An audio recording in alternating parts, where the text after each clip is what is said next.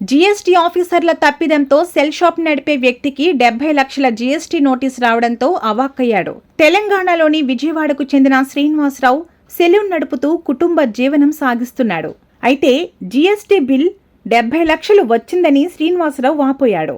40 ఏళ్లుగా పంజాగుట్ట సెంటర్లో చిన్న షాపుతో సెలూన్ నడుపుతూ జీవనం సాగిస్తున్నానని, తనకు విశాఖలో ఐరన్ స్క్రాప్ వ్యాపారం ఉన్నట్లు జీఎస్టీ అధికారులు రికార్డులు చూపిస్తున్నారని, వారి ఆదేశాలతో తన బ్యాంకు ఖాతాను నిలిపేశారని వాపోయారు.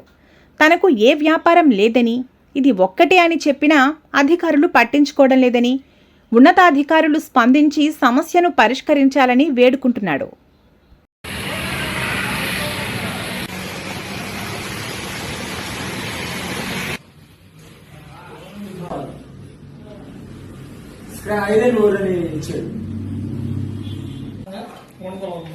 తెలియలేదు బాయ్.